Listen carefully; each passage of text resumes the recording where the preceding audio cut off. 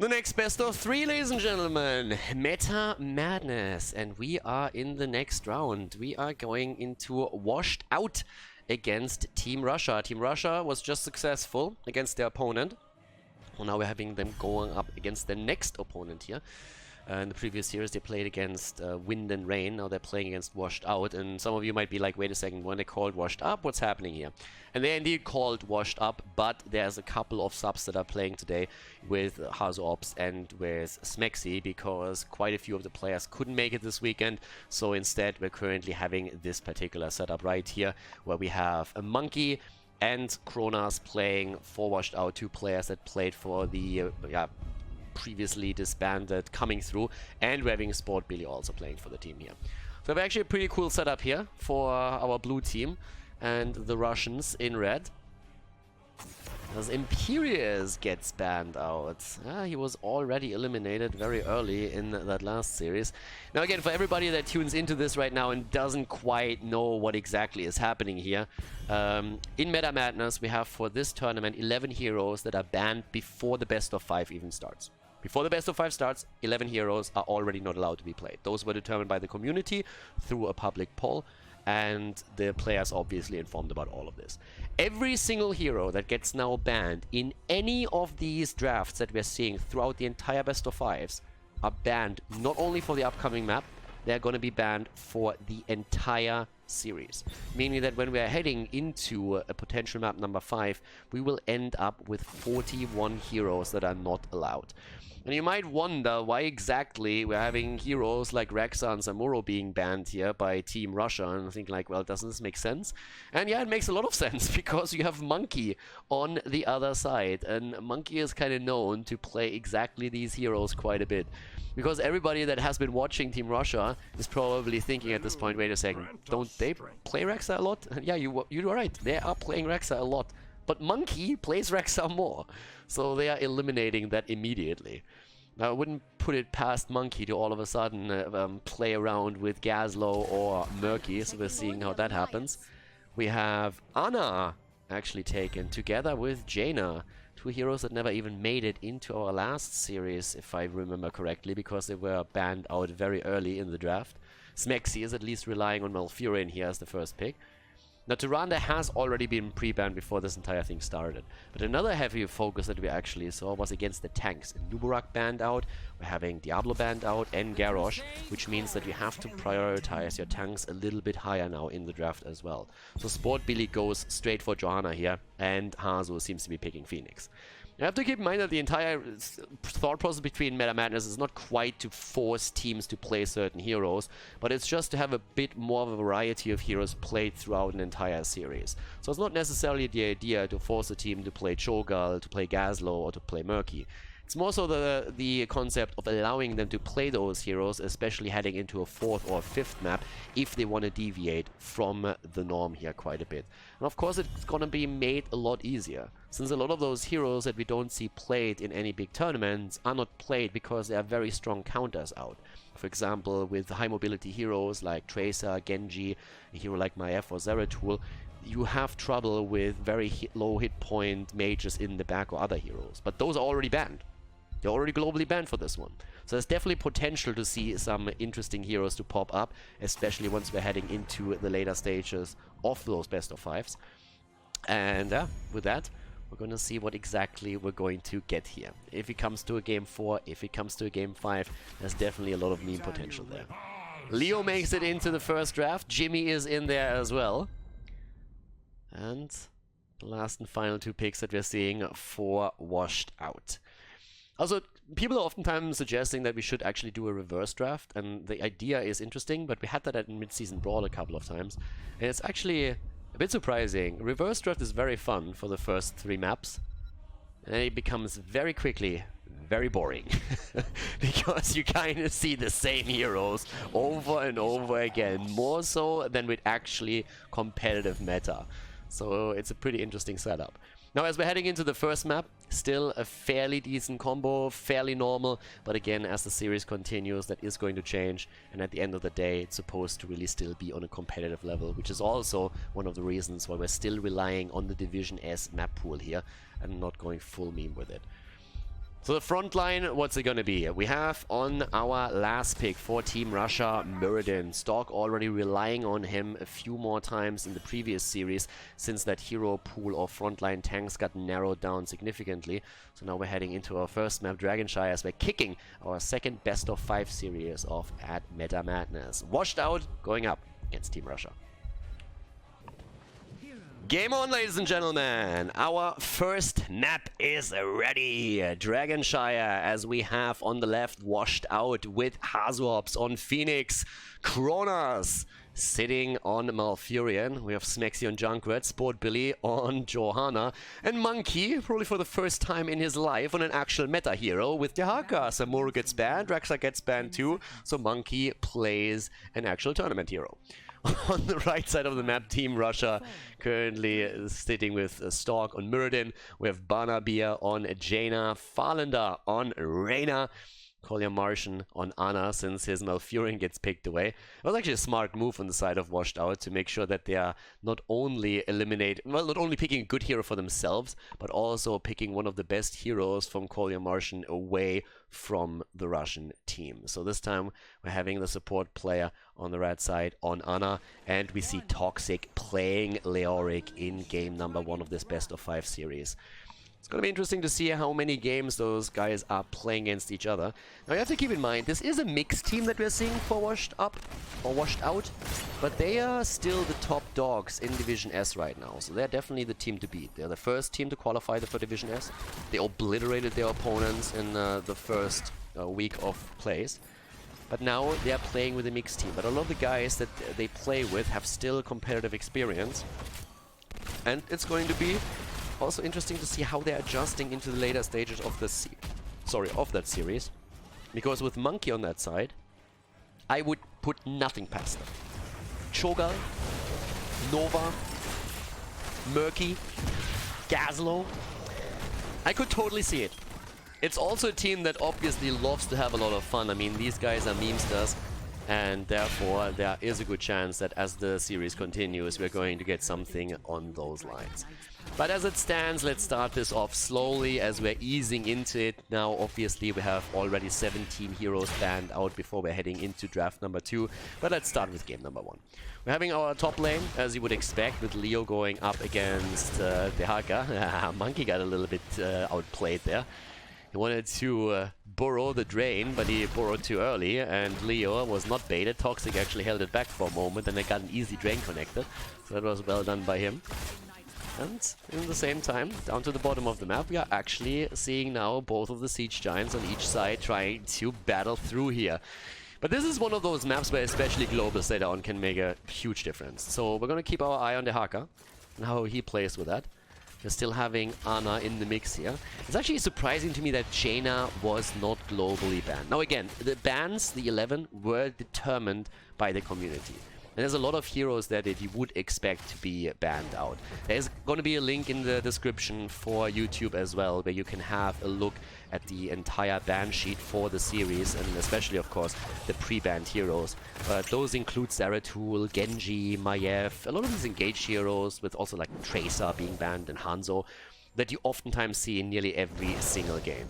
But with that said, they stopped short of banning out heroes like Jaina, who are just so dominant in the meta right now that personally I thought that would for sure be a ban. There was also tanks that got focused, and it's a bit of a question right now when you're going into the draft what you actually draft for. Do you draft for the map at hand? Or do you already draft with the upcoming games in mind? Because you can definitely start to ban out certain roles very aggressively if you're a team that is looking to play certain things in game number 3 or 4. So you could, for example, focus tanks even more heavily, since 3 are pre-banned for the tournament. If you are starting to use every 3 bans that you have in a map for tanks, then you can limit that pool very significantly. But that's definitely the more advanced stuff, and I think we're going to see also a few additional strategies coming in as we're entering the second day of the tournament. Obviously, we're still looking at day number 1 here. But with that said, we're having still both of the teams fighting quite heavily over the control of that first Dragonite, and especially the top lane is a focus point. Billy is trying. Nice! That Stormbolt by Stork. Damn, son, that was a close call. That was a good jump. Billy was zoning out Barnaby and making sure that he couldn't touch Phoenix as the channel was activated. But with the Haka still holding the top lane against Leoric, that looked dicey. They nearly snuck this one in. That was a very, very close call for sure. But they managed to do it. They managed to pull it off. So now we're still seeing the rotations on the map to offset the balance on especially the top lane.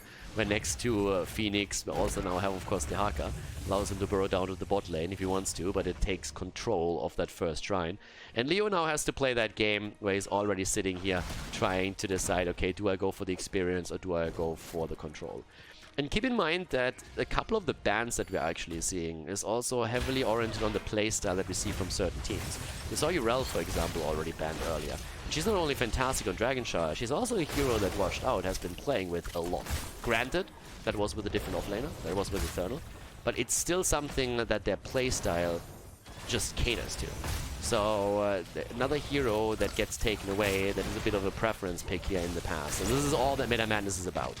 Force heroes that are still good, but force heroes that we don't see all that often anymore. Try and force players a little bit out of their comfort zone and try to really work on those hero pools that we have for the players. So that's something that we're going to see here quite a lot throughout the tournament now. Farlander, the bot lane, is a bit far out, and Hazorps made the aggressive play, but cannot get the kill. Oh, Smexy with a role swap, by the way, as Kronos is sitting on the support. Haven't even talked about that yet. Hazorps, what? Hazorps survives? Okay. Didn't see that coming. That looked like you could just sneeze as Phoenix and he would fall. But Hazorps actually survives. Everybody survives. There's not a single kill yet in this game. I have no idea how he walked away from this one. But yeah, Smexy can actually show us his proficiency on heroes like Junkrat this time. So Kronos is playing support, so we have amongst other things also a role swap here. The one thing that I can definitely tell Washed Out is we had actually Smexy join a couple of ARAMs of all random, all mid games that we play occasionally on stream. He joined those, and I can give at least one word of advice to Washed Out here. For the love of God, don't put Smexy on D.Va, because it is unbelievable how shit he is on that hero. It's out of this world how bad Smexy is on D.Va. He might carry your game on other heroes, but D.Va is not quite for him. Nice attack here, by the way, still in the mid lane, but we still don't have a single kill in this game. 10 versus 10 at this point. Both of the teams with heroic abilities. Stormbolt, maybe. Stalk! Ooh, the Avatar saves him, and Hazu barely gets away with Kronos dropping the heals. Alright. I can't believe that we're 6-7 minutes in and we haven't seen a kill yet. I mean, seriously. This is getting a bit crazy. Especially since we had plenty of fights. Oh, that should be it. Stork! The blessed shield misses! But Stork, he should fall. Yeah! There's the first one. It takes 5 players, 5 heroes to finally drop the dwarf. Alright, Muradin is the first one to die. Stork is already sitting there and it's like, Stork is sulking. He's at this point just saying like, I want my Nubarak, I want my Imperius. If I don't get them, I'm not playing anymore. But yeah, I'm sorry dude, all of them are banned out. Garrosh is banned, Diablo is banned. We're starting with a lot here. 1-0 currently in terms of kills, but obviously at this point we're also having a bit more pressure on the bottom of the map thanks to that bruiser camp that was already taken here. I think on level 1, by the way, the tissue regeneration taken. Oh, topside talking about tissue regeneration, talking about Monkey. He got a bit ganked there, but was able to move away. But they definitely tried to jump onto him. Didn't quite work out for them. They're still in the early stages of the game. So for now, Farlander at the bot lane is trying, of course, to poke a bit into this. Has still also his own Banshee available, but Smexy is showing his Junkrat skills. Yeah, and Muradin is showing his hammer skills. And you might have guessed it already. It's hammer time! Stork with a kill against Johanna. Tank on tank action here. Usually not quite what I go for. It's not what I would have picked here. But in a pinch, it will do. Monkey himself now. He's actually getting a little bit of company at the top side. Yeah, the Dragonite gets channeled. Even though Toxic misses the drain here, we are still having the move. And yep, there we go. Already with a quick punt. Tryouts for the NFL completed at this point. Dragon Knight with the first tower down, can go for the second. They have the level 13. Smexy is actually jumping away as Stork is moving in. I actually wonder if at some point Smexy is saying like, okay, I'm done with this shit, I want to have my supports back. Kronos, you can play damage now. I wonder if that's gonna happen here. That's a one-man salvo, but it might be enough to drop Ana. As it turns out, it isn't. Malfurion is now coming in the bot lane. Smexy still trying to make the plays here. He himself actually gets stunned out, and he's not the only one. It looks like Billy's in trouble again. But he gets the Nature's Cure as Kronos is making sure that Johanna survives. The problem is that the Dragon Knight in the meantime has just completely put that fort to cinders. Taken it down, burned it down to the ground. Put a bit of salt on it too. Nothing is going to ever grow on that one again. The Dragon Knight is quite brutal when it comes to that. So yeah, even having a couple of seconds left to rotate down, drop another Breath of Fire, get the AoE in. The problem is that Barnaby's a little bit alone right now. There's literally no one here because they're topside for the Haka. So I have no idea what he was thinking there, but it was just like, this is fine. There's like 3-4 heroes around. I have 2 seconds left on the Dragon Knight. This is fine. So it's a kill for a kill. Oh, that was an interesting one. Now they get the Haka, but now of course the bot lane is open and it means that at least Smexy can do a bit of damage. They don't have a lot of vision because these two bad boys are taking the camp, so as long as you don't know where Muradin is, you probably don't want to go in too deep, which is the reason why they actually moved away from this one. But now the top lane is of course going to be pushed by the camp. Smexy is still using the bot lane here for target practice and getting those grenades secured. Pushes that out and works on his siege damage. Like, team, I'm helping! He actually does, 91,000. When it comes to the hero damage, might not be quite as successful. I mean, if Malfurion has more damage than Junkrat, I'm not quite sure if that's a moment that you wanna tell your parents. But yeah. But that's the play. That's my boy. Look at it. The Schwimmster. No, actually, he's dying. I actually thought the rotating heroes were from Washed Out. I totally didn't expect that a 4-man would rotate in from behind the gate. Oh, Smexy gets murdered, and they're going for more. They're trying more. Heavy invade. Guys, look at this. This is typical Russian play. This is typical Russian play right there. They're like, well, but what if we actually 5-man dive into the fort from the top?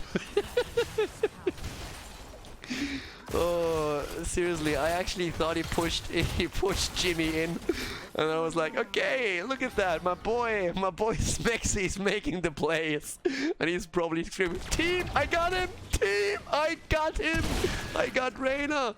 And then he realizes that the 5 heroes that are rotating in are from the other side. Oh shit. Oh, poor Smexy. Can you imagine the look on his face when that happened? Stork, okay. Stork actually with a cancel there. Still cancelling. Who did want to get into the Dragon Knight?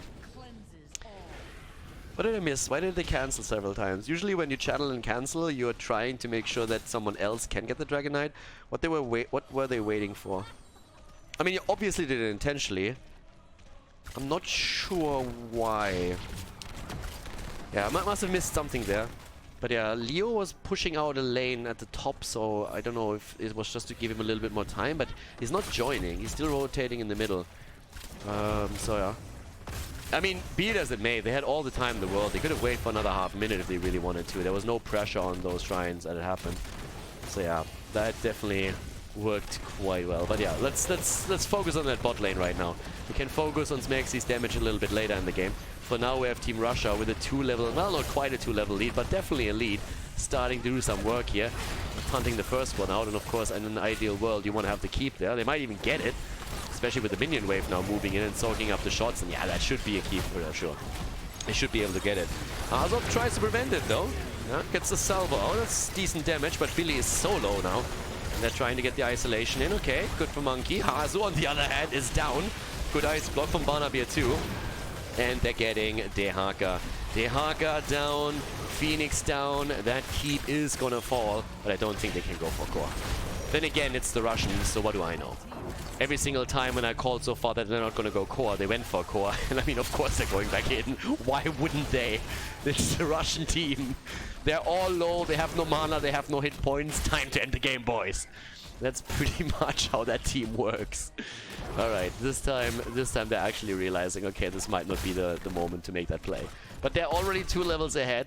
They're already in a setup where they are, well, half a level away from level 20. So things are looking good for them. Very, very good. Let's have a quick look also at the damage output again. Ah, look at that! Smexy's getting there. 31,000. Malfurion on 21k. Still getting a little bit of broccoli value. We're having 16,000 on Dehaka, but damn, Smexy's siege damage. Whew. Oh boy. He is definitely clearing those waves. But the damage output on the other side is just a little bit too much. And Stork is sitting there again. And Smexy is like, nope, not happening this time. And he immediately gets out.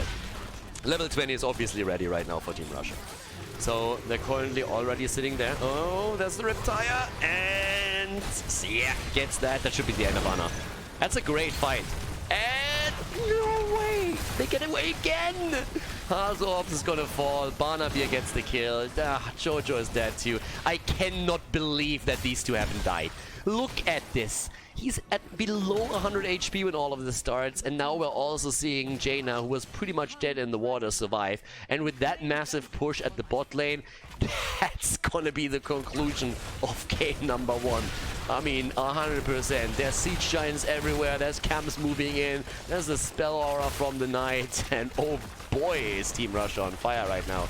They are moving through this like a hot butter through cheese, and Washed Out goes down in game number 1 as Team Russia takes the lead in the best of 5 series here at Meta Madness. GG, well played.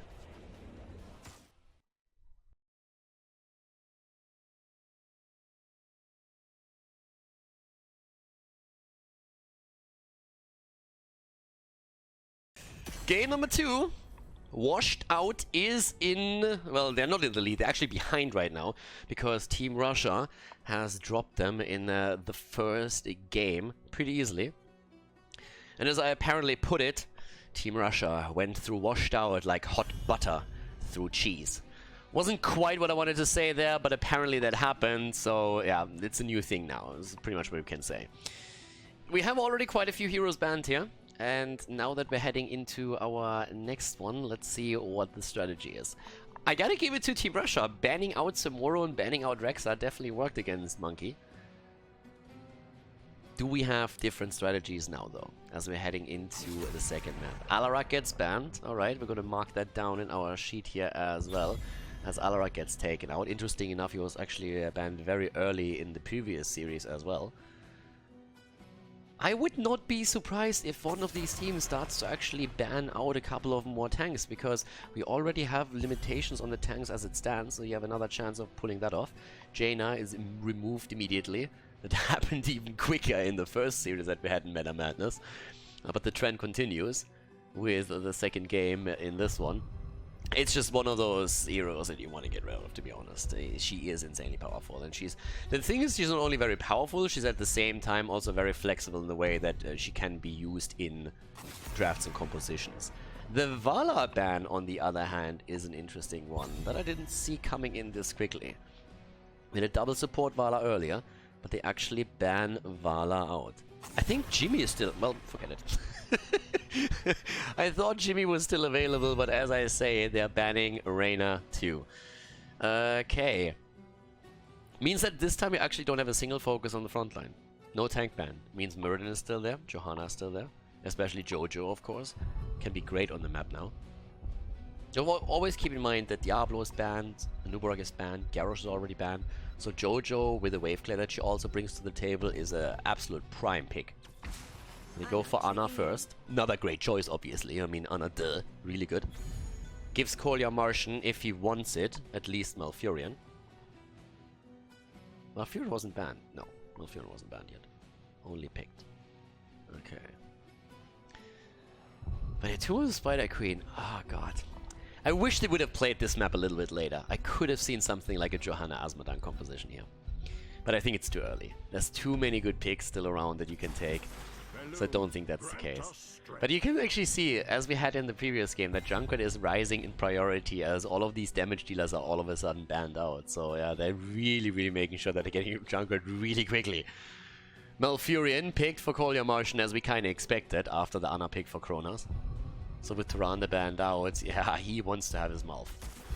There's Gul'dan. See him in the last series. And Johanna, there's the wave clear. Oh yeah, not only Gul'dan here with the Echoed Corruption and the Fell Flame, but also Johanna. And now we're having a few additional bans coming in for this one. What's the next two that are being banned out before we head into our second map? Not a single... Well, there's no tank taken on the side of Team Russia yet, so you could definitely target that. It still feels to me like a lot of the teams are banning for the map at hand only, and not with new strategies later on in mind. I could see adjustments there for sure. Phoenix is actually a pretty interesting ban too, because Hazops has been playing the hero quite a bit. So I like that. What happens if you ban Muradin here? What is Stalk gonna play? Stitches again, I guess? Stitches Malfurion would be pretty good. And maybe force him into Muradin again? Yep. Ban Stitches, force him into Muradin. That's a pretty good move. He played Stitches in the previous series already. Okay, are we going to see something crazy for Monkey though? That's the other question. And what is Smexy playing? That's the next question. What's Smexy actually playing? Tyrael is globally banned. No, he's not. Tyrael is not globally banned. He was banned in the last series. Completely forgot that, to be honest with you. Yeah, Tyrael is actually a great choice here as well. He was banned so quickly in the previous series that for some reason in my head I immediately jumped to he's globally banned. But no, he isn't. He wasn't part of that. Zul Probius! Alright, we're getting there.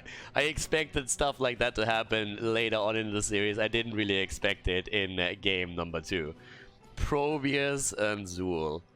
Okay, how do you react to that? How is Team Russia gonna react to that pick? There we go. Falenda with Mephisto. Alright guys, we're in for a treat now.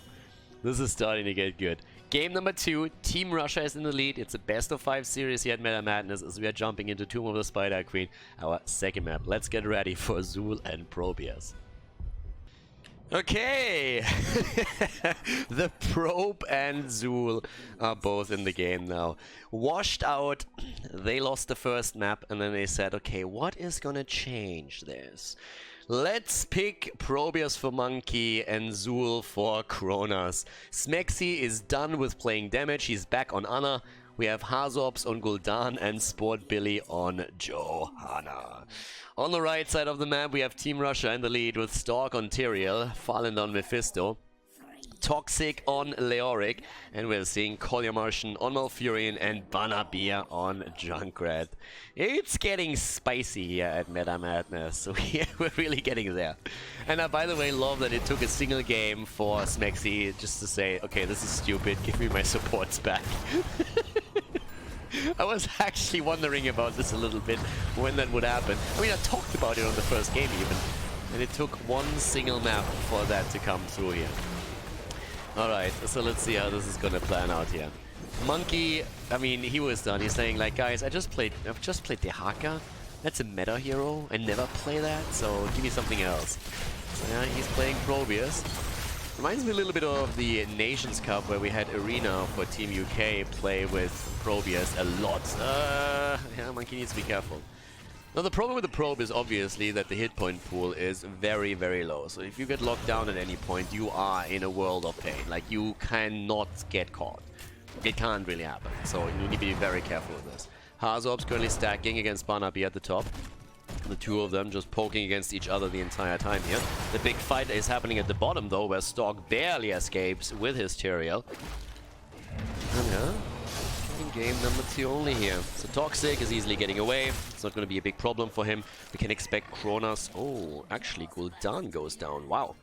Barnabier is going all the way to the top left here to drop Hazu Orbs. Job well done by him. Gets the one-on-one kill. That's not quite how he thought that would start, but again, lost the gems and also a few additional ones collected for his opponent here. Still the fight in the middle. And Farlander is getting solid damage out with his Mephisto as well. So things already washed up a little bit dicey, but obviously the wave clear that they have is absolutely fantastic. So if they can run the map, they have a very good shot at taking this here. Either way, down to the bottom of the map, Kronos is still getting a bit of assistance here. Monkey, the 2 supports are just rotating around. The level 4 drops into the hands of the Russian team a bit faster. Also, we still have to acknowledge that the Russian team is currently running with a slight advantage into this game, since they're starting in red this time. So them being Russian, that gives them an additional 5% damage instantly. It's a little bit like the money pick. If you ride the money pick, not only do you get style points, you're also a little bit faster. Blizzard doesn't really acknowledge this anywhere, but we all know that it's actually true. So yeah, those are a couple of the facts that we just have to drop here. I mean, the big companies, they don't want you to know this, but it's a reality. Monkey is also dead. That's another reality that we're talking about here. That one we can actually mention.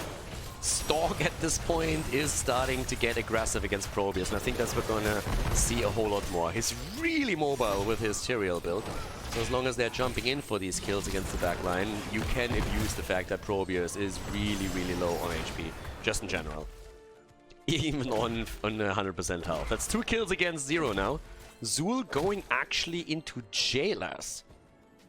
Alright, I haven't seen that in a long time, to be honest. I mean, most of the Zul builds, if Zul is played, what you see most of the time is just a complete sustained Zul build and them trying to just play around Harvest Vitality quite a lot.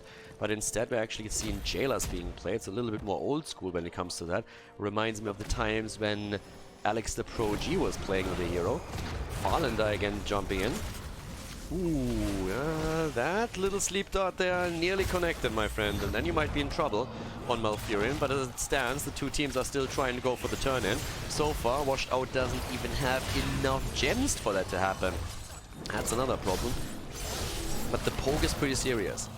There's a lot of annoying interrupts against Channel, of course. First of all, Mephisto, then also Junkrat. Level 7 is in. Billy needs to be cautious, but is able to walk away from this one. What the hell sped Leoric up like this? What's going on there? Am I seeing things? Was that just because of Tyrael? Really? Swift Retribution puts him into a race car mode. He looked way faster than normal Swift Retribution. Am I imagining things here? Am I going crazy? That looked like Zarya level when she gets the talent. The setup that we had with Garrosh Zarya the other day, like he was super quick there. But yeah, apparently it was only the Swift Retribution, the only thing that really sped him up. Not bad. Well, Red Warriors are going to be descending here. So far, Team Russia is looking decent. This is actually my biggest question. How much value are they going to get out of this? If they don't get a kill right now, how quickly are those Web Weavers going to be taken down? Because the wave clear again, on the side of Washed Out, is pretty nuts. It's pretty crazy. Smexy is eating a ton of damage though. I mean, Smexy and Monkey are going to be the 2 heroes that are going to be targeted by Tyrael the entire time. Stork is so aggressive with his plays in general, but if you put him onto a hero like Tyrael, he is going to move in and really just try to just zone you out and drop you completely. He's usually doing very well with this. Still, Zul actually eating a lot of damage here. Billy also needs to be very careful. Smexy, of course, and Ana still keeping him in play, but the problem is that Farlander is jumping in all the time. It's a nice defense in the middle on the other hand, and with him holding the cooldown on the Iron Skin back, they are still able to make sure that there is nothing happening to Johanna herself. So at the bottom of the map, we're having still that little play between Kronos and Toxic, but it's not really too much. I mean, they didn't drop a fort, but they dropped quite a few of those turrets. All 3 lanes have now lost the wall and the turrets. That's a bit dicey. Hazops is also playing this quite careful against Junkrat now. Doesn't really know where the opponent is currently positioned. Now that the camp is taken, he has a bit of an idea. Yeah. They need to be a bit careful with this. for Team Russia, things are looking decent. I mean, Team Russia is doing super well here. They're currently just trying to run the show. They have, of course, already earlier taken that slightly in experience, which translates now to level 10 here. Tyradil again speeding around, and here comes the Riptire straight after the good Entomb. Sanctification on the ground, and here comes the kill from Mephisto. Down goes Zul, and they just don't have level 10. And Smexy's in trouble. Gets booped over, Toxic tries to follow it up, gets the slow connected, gets the drain, and is still able to walk away. Billy got most of the gems here, sitting at 33 right now. They have enough for a turn-in. Russia doesn't, but it's the level 10 that really matters. There's the interrupt, and now Team Russia potentially starting to go up against a proper opponent with a fight. Pylon overcharge, the talent, it's the one that we see most of the time. Gul'dan, of course, with a Horrify. They need to try and interrupt this, but Billy is also very alone here. Farlander with 7 gems turned in, as the rest of the team rotates in too. Still the half-level lead that we're seeing for Team Russia. Zul is trying to mitigate that by taking down more minion waves at the bottom of the map. Billy is sitting at 35 at this point. Like, eventually, they need to make sure that he delivers. Stork, on the other hand, has 13, and that is more than enough for them to get another quick turn in. Here come the Web Weavers. Great ult from Zul. Fantastic ult right there to keep the target alive and maybe even get a kill against the Auric eventually. They're starting to go in again. Good condemn from Billy. They can't get the damage in just now. Once more, turn-ins, of course, are going to be attempted, and Barnabia is nearly securing another 8. And this is Stork, and Stork is getting it. Stork gets it, and that's the Web Weavers for the red team. Stork is able to pull it off, but if they can kill Toxic, maybe the slow, but there's no one following it up. Oh, the damage healers are just not there. And of course, the big problem is not only that the Web Weavers just come down for the Russian team again, the problem is that you're holding still a huge amount of gems on all of the heroes for the blue team, and if you die, if you just get ganked at some point, you will lose all of that. Well, Riptire nearly ripping Monkey apart. They're trying to make the play for Barnabia. Didn't quite work out, but at least they have a little bit more freedom on the top lane to go for the Web Weaver. So you would think. But they need to more rotate into the middle to defend this as well. The Russian team is all over the place. They're still aggressively pushing the bot lane with Toxic, and that one is going to fall. But it's a 5 versus 4, therefore, at the top lane. Well, not quite. 2 heroes in the middle, actually, and that's Smexy dying.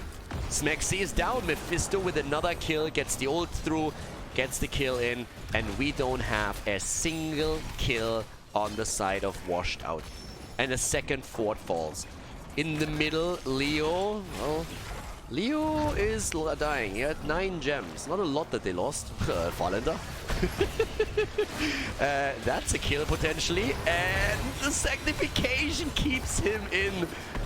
But yeah, that was rough. I mean, the Blessed Shield that came out just locked him into play a little bit more. He thought he could sneak past here.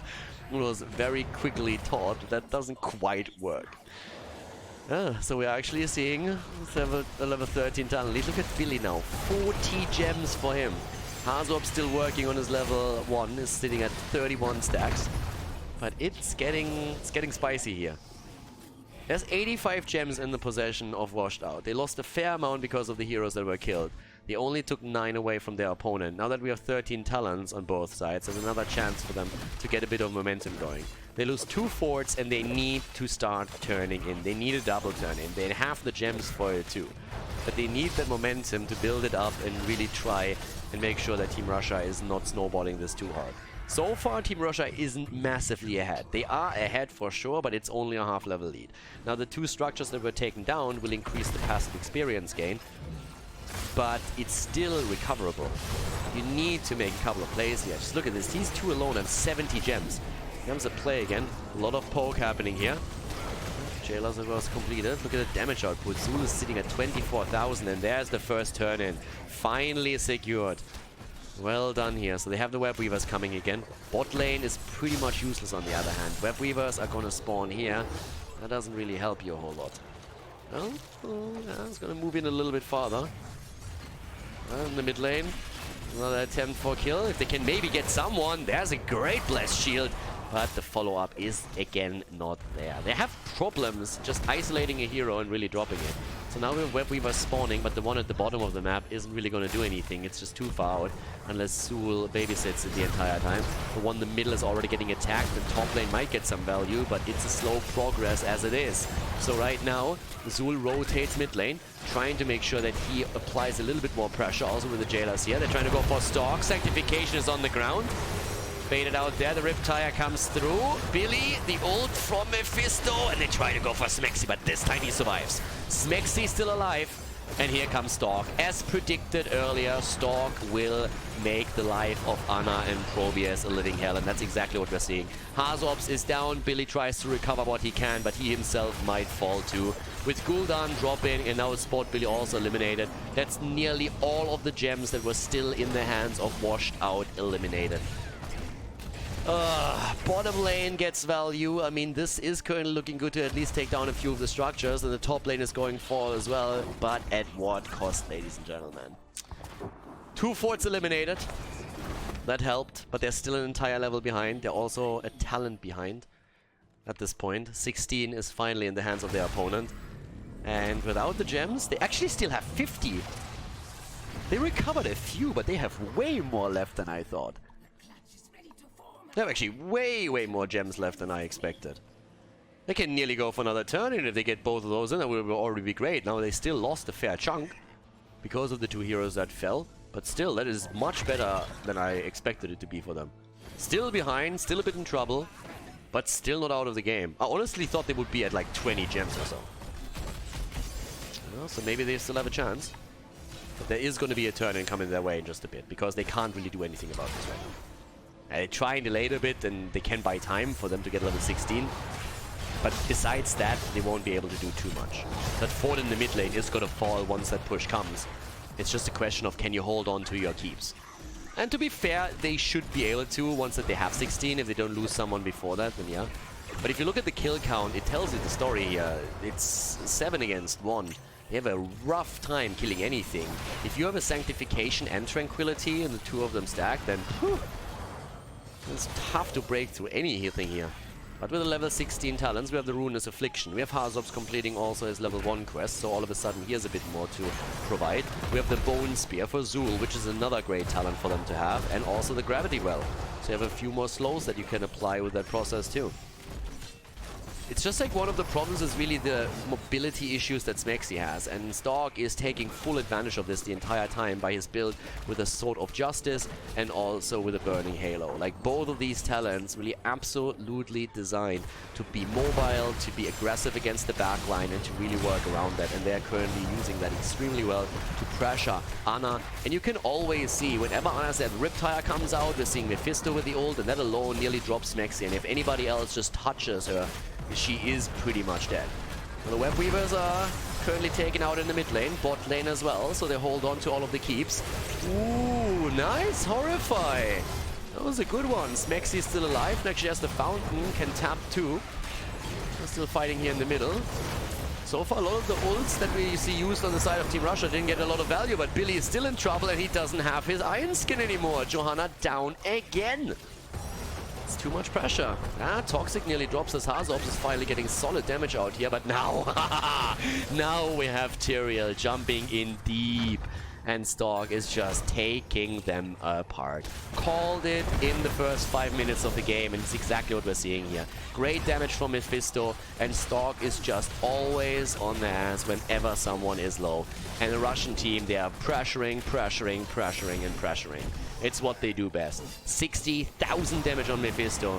Fantastic damage output by him. And Stark with a 36k that he has is actually the second highest damage dealer on his team. One single death against Leorki. Only one. But yeah, now they make the play for boss at the top side. They're 2 levels ahead. We have the gems for Washed Out to get a turn in, but I don't know. They're trying to take the fight here. Don't have everyone in there yet. Here comes the Iron Skin again, dealing with Junkrat, and obviously Team Russia doesn't want to fight here. But Washed Out is trying to force it. They're actually trying to force it. They're saying, guys, we have to do something. We might as well do it now. They're going for Stalk. Oh, the Horrify! That's a perfect kill. Doesn't get better than that. They try to go for Toxic too, but they don't get the second. That was actually a good setup. A lot of gems lost. Gems lost, and they can make the play for boss.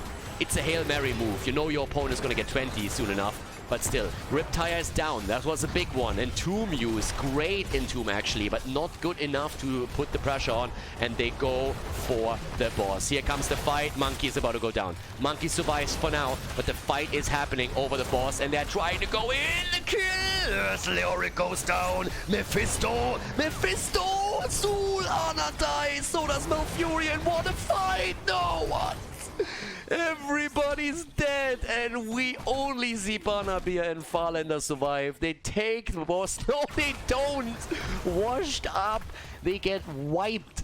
They get wiped off the map, but they take the boss. They actually have taken the boss. Oh. Alright. That was actually insane. A fantastic kill against Turiel.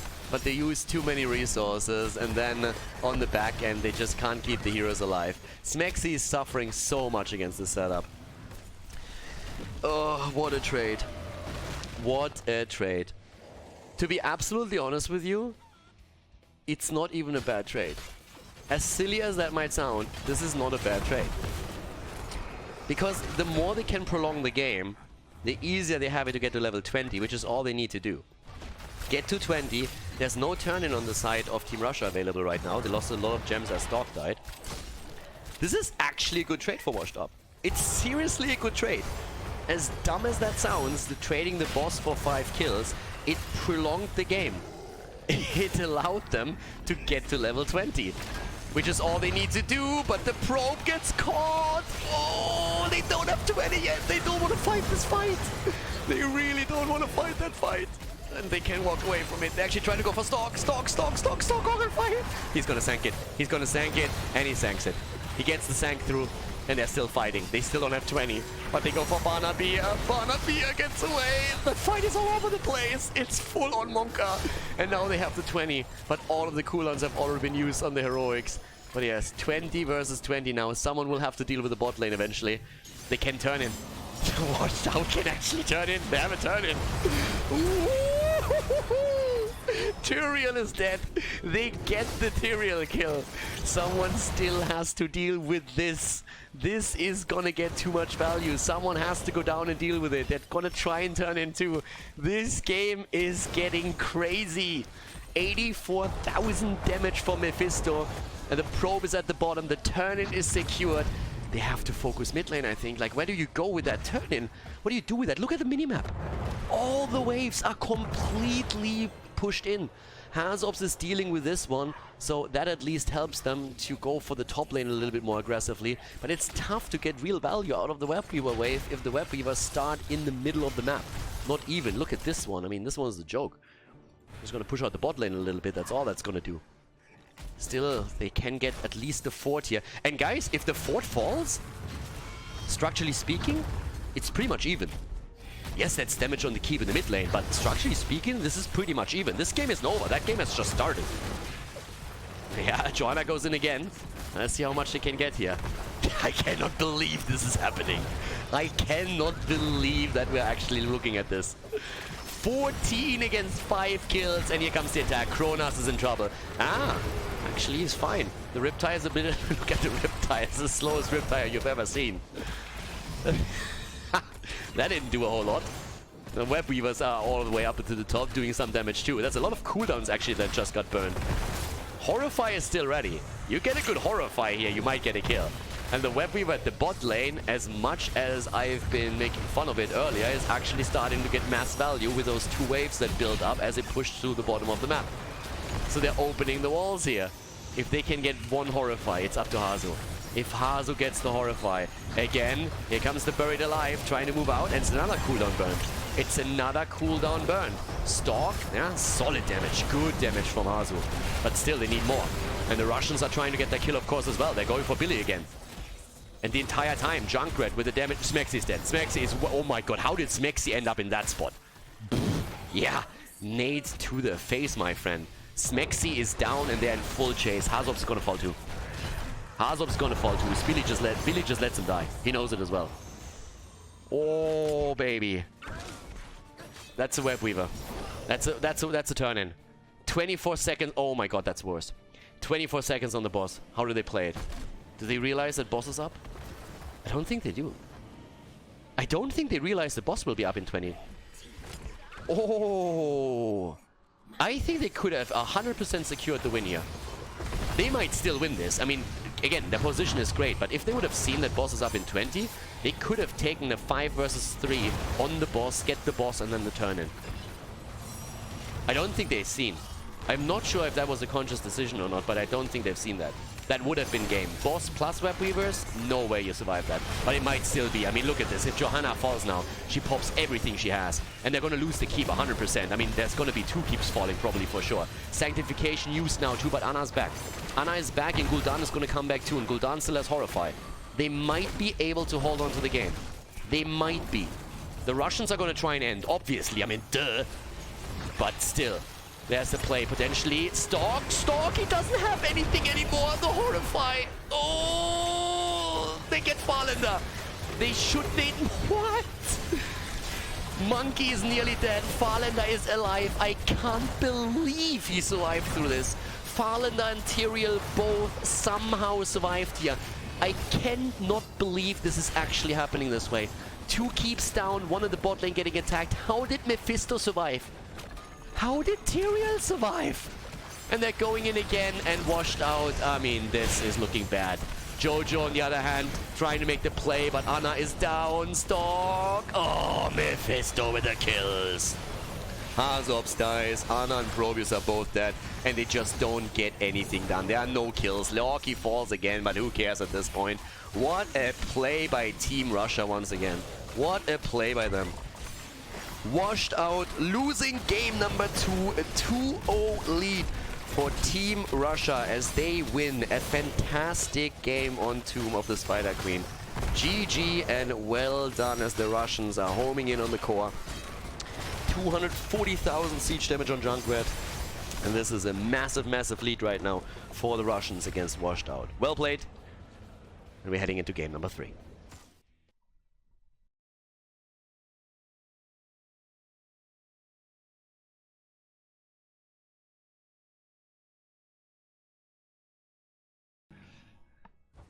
The Russians are a little bit too strong, ladies and gentlemen.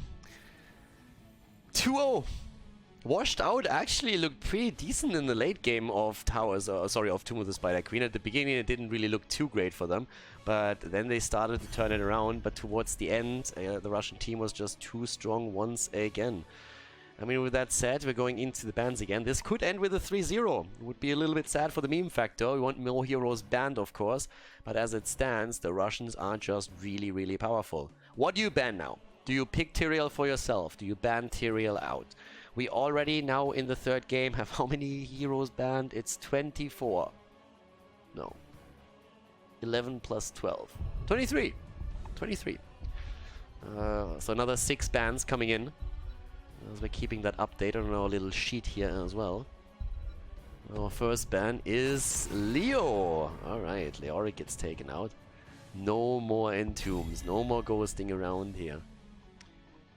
And Dehaka is still open, so you could actually also ban Dehaka if you want to get rid of the global. Keep in mind that we had Team Russia in the previous series against Wind and Rain actually play with Falstad to have a global in their setup.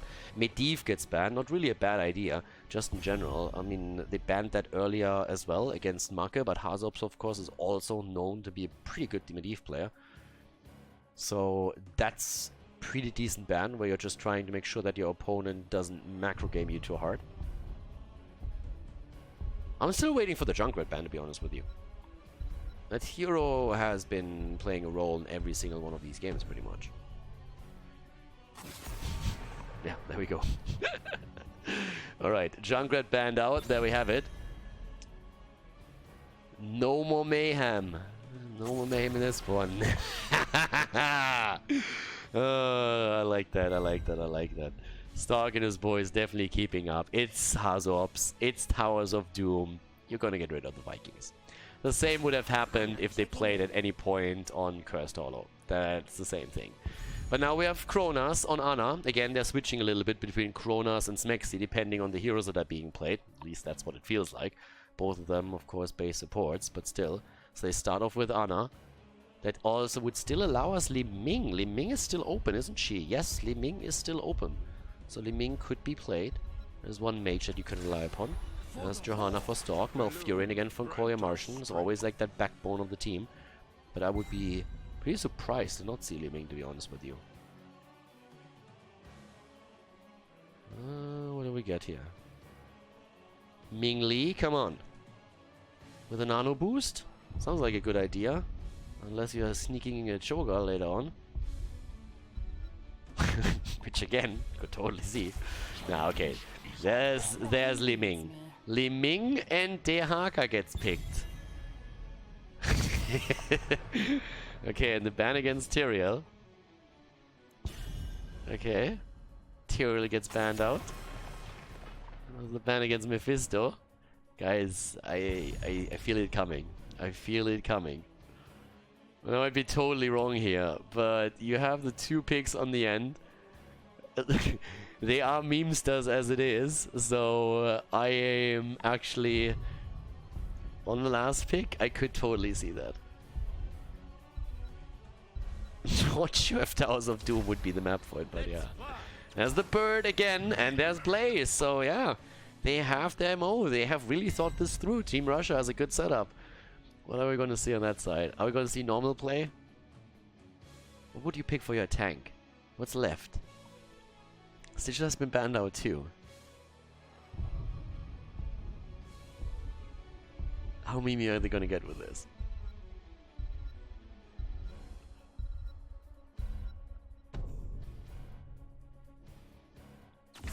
Ah! Alright. Arthurs and Phoenix. Probably the better plan here. But yeah. I wouldn't have put it past them. Not with Monkey in the team.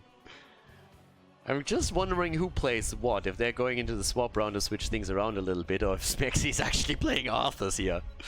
The last pick for Team Russia. What are we gonna get from them? It's going to be Chromie! Chromie Falstad as we are heading into game number 3 of the best of 5 series, ladies and gentlemen. Alright everyone, before we actually announce the players, a quick adjustment. So the reason why the lobby dropped at the end is that Hazorps picked Phoenix, and Phoenix was already banned out earlier. Therefore, the Russians had a random Chromie pick, and the teams talked it through in the lobby real quickly. Hazorps said, oops, my bad. Picked Lunara instead of Phoenix, and then the last pick for Team Russia was actually Thrall. With that many heroes being banned out and people trying to keep track, of course, that is going to happen eventually. The teams just solved that real quickly, and now we have on the left side Washed Out with Hazorps on Lunara, Sport Billy on Li Ming, Smexy on Ana, Kronos on Arthurs, and Monkey on DeHaka. And on the right side, the Russians with a 2-0 lead in the best of 5, with Stork on Johanna, Farlander on Falstad, Toxic on Blaze, Banabir on Thrall, and Kolya Martian on Malfurion. And that Malfurion got a bit bodied here at the beginning with a nice engage here over the top, actually. Now we have a couple of role swaps here again, as Washed Out is currently enjoying that game quite a bit. We're actually seeing Billy on the damage this time, and have Kronos on the front line.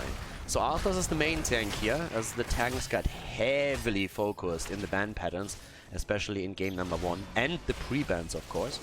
And now with that, we're currently seeing the attempt of Washed Out to come back into the series. And they really need a decent performance here. So the changes that we had in the bans, again, Phoenix was banned out, that's why Hazorps switched over to Lunara and goes now for the AoE damage. Which, to be fair, if he can keep her alive, isn't really too bad. And on the other side, then the adjustment with the massive front line here, consisting of Thrall, the final pick for the Russian team, plus in addition to that, Johanna and also Blaze. And they are getting aggressive down here already. Alright, there's the bird sleeping. Yeah, that's good damage. Hazorps, of course, coming in after Billy already connected his own combo with a bit more damage as well. Natural perspective here for the additional reveal. And the past many a hero was actually dropped by that. So yeah, with that said, we're actually still... Woo! Farlander, look at you, buddy. Nice reaction. That was pretty well done. That combo would have hurt, wouldn't have killed him or anything, but still, would have been a really, really nice setup in this case. So at this point, we're still seeing at the top side a Monkey going up against Toxic in the one-on-one. Billy on Liming here. Liming was actually banned in the previous series, so and this one still available. Hasn't even been played yet, I think, up to this point, which is kind of interesting if you consider how many mage players we have on that side. Oh, yeah, Billy. No chance there. They want more than one kill. They get the kill against Liming, but they're going to try and make the play for a second one. I think it's Smexy in a bit of trouble here for a moment, but it's just not enough to really get the kill in. Nature's Culling taken now as well. Trying to get the additional wave clear out through too, and of course it helps with the mercenaries as well. On top of that, triple ult does appearing on the map, but the first kill has already come down on Team Washed Out. Again, this is the last chance for them to make a bit of a comeback happen. Don't want to go out with a 3-0. Now granted, now that we are in the second round of the tournament, there is actually a lower bracket. So in this case, we could see Washed Out end up in the lower bracket if they lose the series. They're not out of the tournament just yet, but it's of course tall order. Exchange at the top left, top right, and now the fight as you would usually see it here in the middle. Nice lockdown against Barnaby, and Thrall is incredibly low and should actually fall here, and indeed he does. Thrall goes down, Lunara is getting value, gets some decent damage in, and of course the slow also making it really difficult for Thrall to get out of that. Therefore, we have the third altar channel. That's another couple of shots fired. 36 against 32 points on the core right now. Well, yeah, really well done. I can't actually wait for the unfair advantage to come in for Hazops. I mean, if he really goes for that with all of the slows that are available through Arthurs, that would be fantastic for them. It's just a question if he feels that he needs the additional survivability of having the greater spell shield here or something. But as it stands, Lunara could really do well here. Now, again, you have to keep in mind, why do these heroes all of a sudden pop up? It's not only because the hero pool is so limited that they have to deviate to something, it's because you can all of a sudden play these heroes. There's no Genji, there's no Hanzo, there's no Trace on the other side, there's no Maiev. A lot of these heroes that usually make the life of a Lunara a living hell are already eliminated, which means that Hazops has a much easier time with this. Well, we have the fight down at the bot lane on the other hand. Monkey on Dehaka died topside. Thrall and Blaze got the kill. Farlander survived here. He didn't drop. But they're starting the rotation into the middle again. And that's 2 kills against 1 right now. Also the Splintered Spear, of course, coming in with his 2. We're currently getting that set up. That's one of the best talents for Lunara per se. I mean, level 7, you basically don't have an alternative if you're playing on a higher level. Splintered Spear is going to give you so much AoE with this that you can't really do anything else. I mean, I don't think that on an actual high level I've ever seen another different talent take. If you're going into Wood League or Quick Match, then it's a bit of a different story, but you can pretty much play anything there. But Splintered Spear is just such an insane value in any of these big fights that it's absolutely fantastic. And they're already putting it to good use. I mean, all that AoE damage, or sorry, the damage over time that you see here, just put out by Hazu as he's trying to get exactly that value in. And getting the vision, of course, of the hero now too. Once again, starting to move in here. We have still Dehaka trying to get another wave in the middle. Stork is, of course, sneaking closer to Hazops, trying to see if he can maybe even lock him down. Level 10 abilities aren't there yet, so Noblest Shield that you have to be afraid of. And Dehaka burrows in and tries to get the drag against Malfurion, and it fails. He doesn't get it. Hazops still jumping around. Jump, Bambi, jump. Tries to get that damage out, and he actually gets those slows, and the just continuous poke over time is a problem. It's not only Lunara, it's also Liming, of course, who keeps just poking. As long as they don't lose a hero, yeah, it's great for them. The longer the fight lasts, the more poke power they have for this. We have Toxic trying to do the same thing with the oil spill here the entire time. And Hazops weaves in those auto attacks one after another, and they already have to tap at the fountain. Smexy again with the attempt. Lockdown, not quite working out. Here comes the blind against Lunara. They're making the play, and that's bad news for the Arca. But everybody else is low too, and the first one to fall is Blaze. The second one is Stork. Washed out, they're making the play here, and Banabia is barely getting away. Is he getting away? Yeah, he's getting away. But they should definitely at this point get access to that altar at the bottom and take it through. Especially since we're now also having level 10. And Hazu is not going into the distant poke. Hazu actually goes into the leaping strike. Probably the better choice here too, considering that there's a lot of engage on the other side. Could be a thundering as well, but even if it's only an earthquake, you will have trouble repositioning yourself if you don't go into the leaping strike here. And we have Thrall going straight into the earthquake. We have the blessed shield on top of that. So Khaldor is definitely very conscious that he needs to stay at a distance here. So yeah, top side now. Monkey still trying to play it against Farlander. Nice dodge. Nice dodge by Farlander. Tong comes out, he sees it coming, sees the animation and immediately dashes away from it. Billy has to be careful too. Yeah, first leaping strike. And Hinterland Blast! And it actually connects! And they're taking down Anna. Oh, and Khaldor falls too. Oh, they might not be the only ones. Look at that onslaught here. Kronos rushing away, but a nice setup. Hinterland Blast instead of Gust and the quick kill against Anna. Definitely exploiting the weaknesses of that hero. There's not enough mobility, and they don't rely on a heavy hit point pool or anything. So job well done by them as they get 2 kills. 4 kills against 3 now in total. And the nice invade on the camp too. Making sure that they're stealing the camp away as they have the upper hand. Well done here. Single altar now activated on the map. Still a slight lead in experience for them. Still Sport Billy sharking around here. Okay, it's a good game. It's already a good game. It's a fun one too. But obviously we would like to see that series continue a bit longer. 21,000 damage on Falstad. Hinterland Blast makes it possible. I'm shocked and I'm awed. 22,000 damage on Lunara as that damage over time is starting to pay dividends. And of course we're only waiting for those resets that Li Ming is hoping to get to continue the kills. Dehaka is still doing his thing, meaning that we're seeing extra experience coming in from them, but he's already setting himself up behind the opponent's team. And it's still just trying to poke everything out here. Howling Blast is in again. Trying to make the play here. Khaldor in the battle against Farlander. He needs to be careful. Army is being popped, so they need to make a play. Billy with the interrupt attempt, but there comes the blind as the flashlight is used by Stork. And Monkey is now moving in from the side, trying to get the drag here. Moves in, moves out, just says hi. And with the army already gone, that's a big cooldown committed to. They might let this one go. It's a big survival cooldown that is gone for Arthur's, and there's not a single cooldown that has been used by the opponent's team just yet. Khaldor is still trying to keep them at bay, and with the poke that they have in their arsenal, they're actually doing quite well here. Of delaying this for a lot longer. It's still, here comes the play, and Falstad gets away, the drag doesn't connect, but they're going for the kill, the Hinterland Blast with mad value. Billy barely gets away, and Khaldor Martian on his Malfurion keeps Stork alive.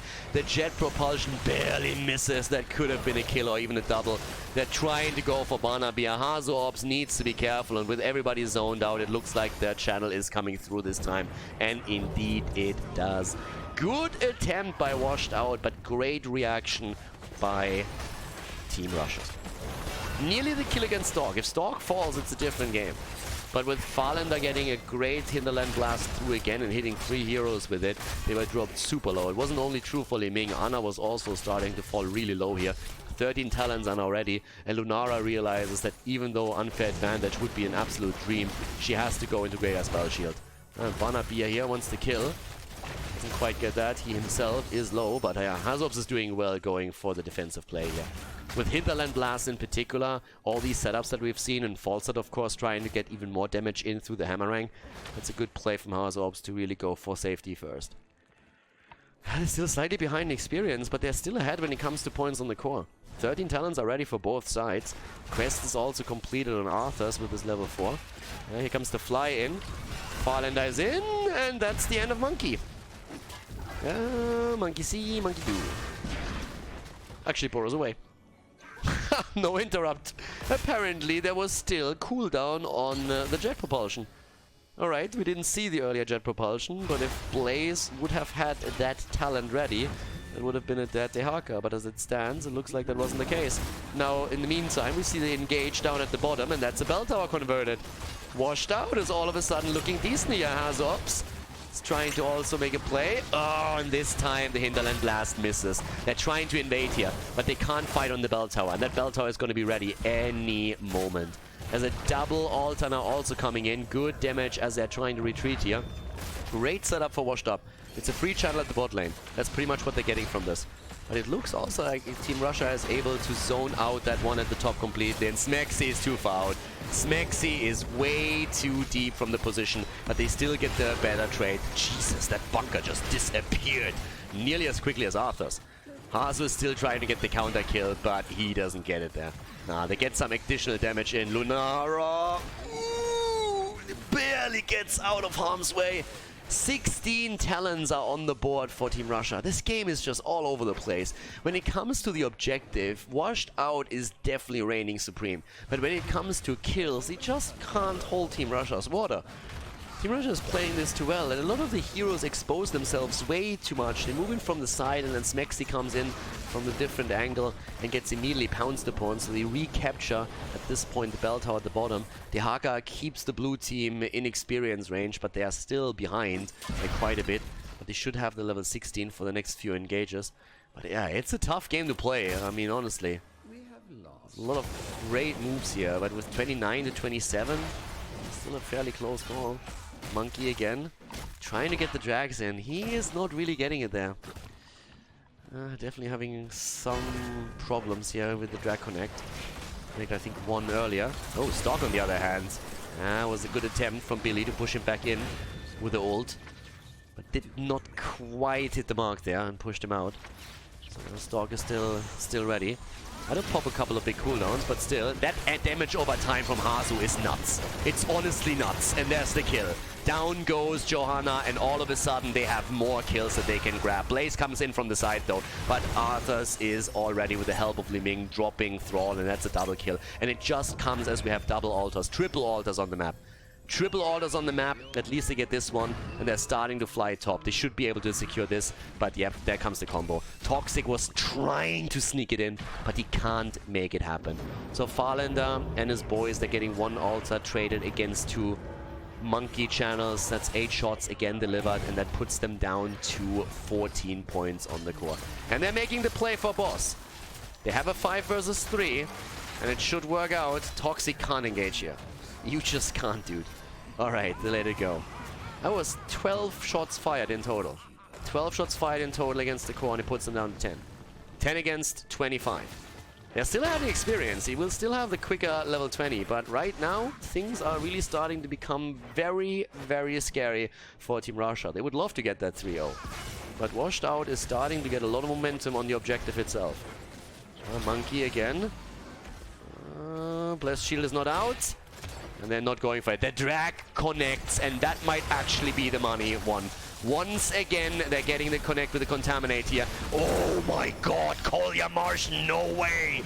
No way! Malfurion actually survives this. That is nuts. The combo from the side and the full force of Washed Out, and he still survives, but Stalk gets bodied. And now they're moving in to reclaim that bell tower. A little bit of a fight here in the middle though. Monkey, is that jet propulsion? Yes, it connects.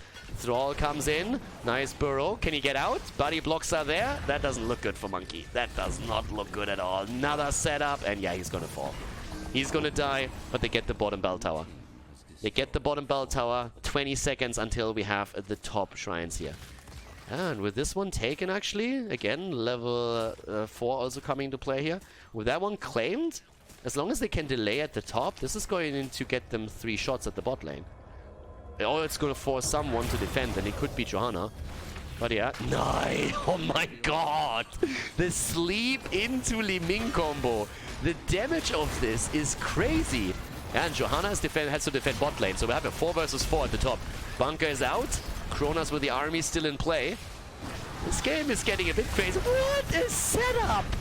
Oh, Smexy goes down. Kronos survives for now. But that was a fantastic Hinterland blast.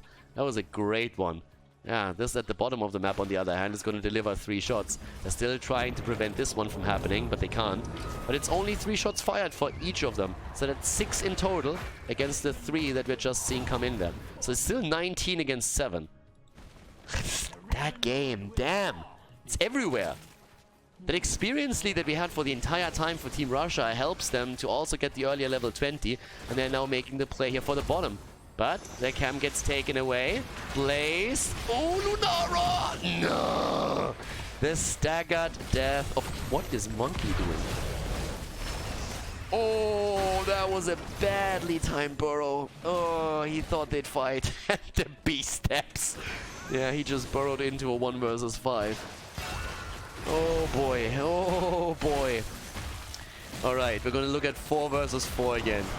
We're looking at 4 versus 4 with this setup. 2 heroes still down. 5 versus 3 on the map. Both of the teams on 20. The bird goes for the fly. Contagion is there. Legion of Northrend.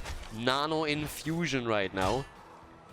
And Lunara. What am I going to get here on the 20? The bottom is going to get converted. You can't say that. You only have 3 heroes on the map right now.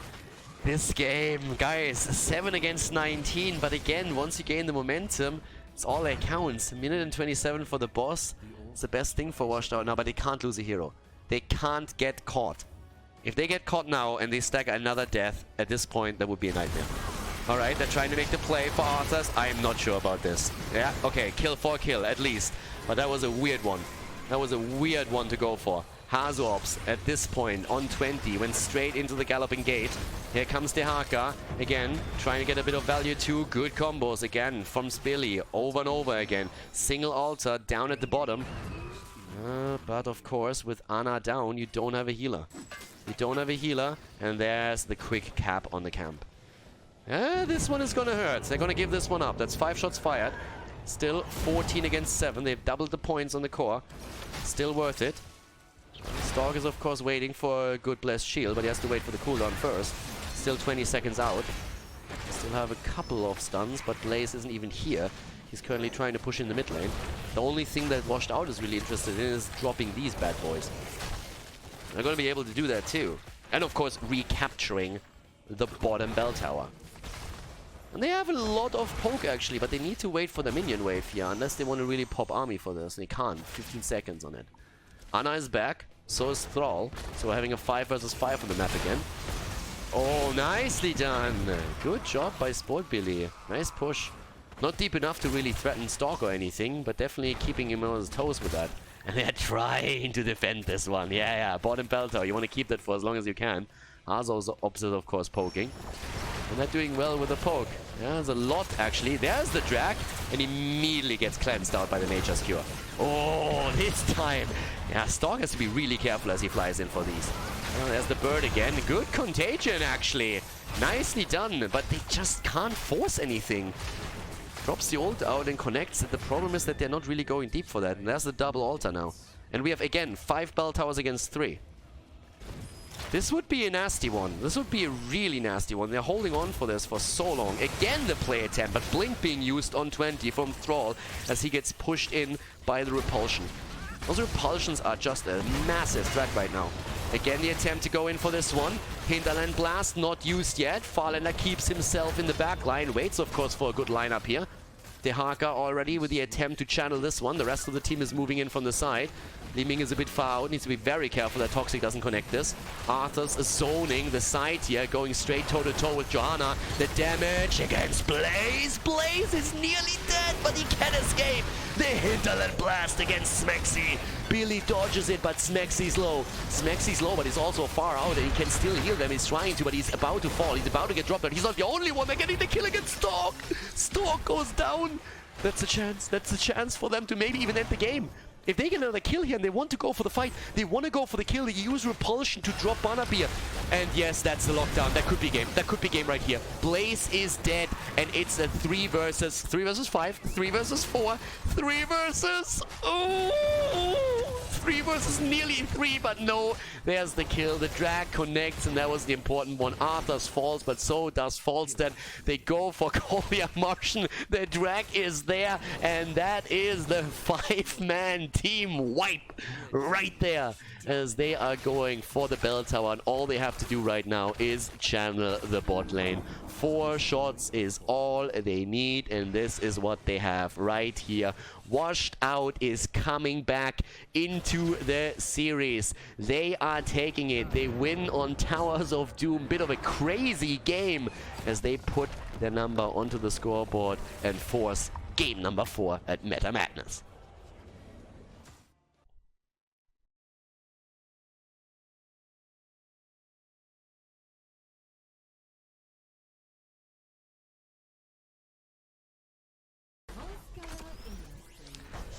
A 2-1, ladies and gentlemen. Game number 4 is coming up between Washed Out, the mixed team of Washed Up, since a couple of their players couldn't make it this weekend, and Team Russia. And currently we're looking at this match with, of course, more bans now coming in.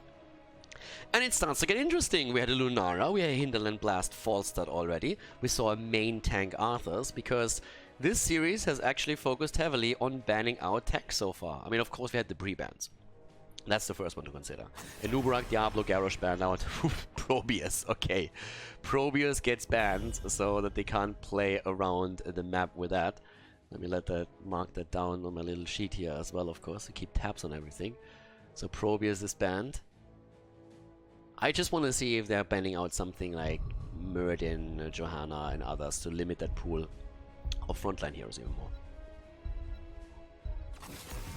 Kel'Thuzad as well.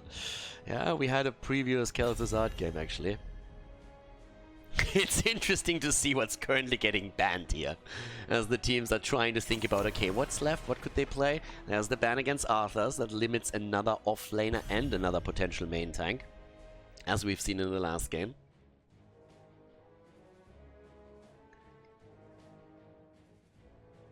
Li Ming is still up. Li Ming is still up. We have still a couple of heroes that are currently available here. Li Ming being one of them that you have to definitely take care of eventually. I could see a Chromie on this map too, by the way. Keep also those offlaners might be placed. Oh my god, Gul'dan gets banned out too. So yeah, now we're all of a sudden starting to get a little bit low on a couple of these heroes. Ana is just getting picked first pick in nearly every single game. And they don't ban her, they don't really care. They ban out the mages, they ban out the tanks, there's the Malfurion, Li Ming. These three heroes have pretty much been the baseline for this entire series so far. But when it comes to mages, what's Ana gonna empower? Our hope, of course, was always that Cho'Gall is gonna come through eventually, but what do we still have in terms of mages? I guess you could play Orphea here.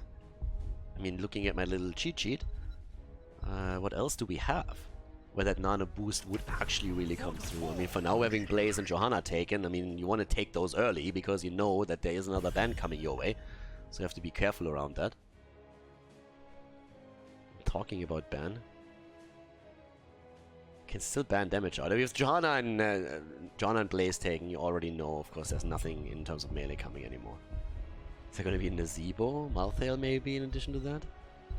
Haven't seen Malthael yet, now I think about it. Alright, they banned Thrall. Thrall gets banned out. Not gonna see him anymore, had him a couple of times here. And what's the next ban as we're heading into game number 4?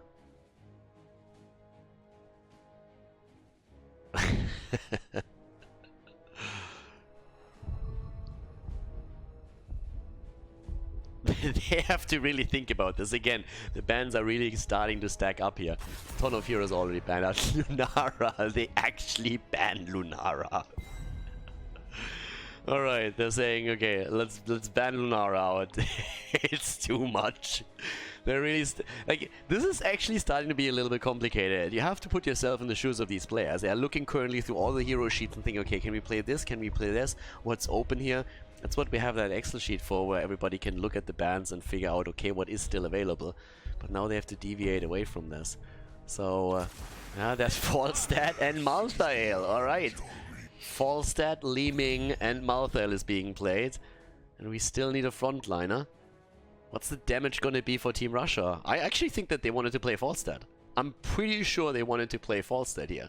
They need range damage. Are we gonna see Nazebo coming in? Nano boosted Nazebo. Again, Orphea is also still around. I keep forgetting about Orphea.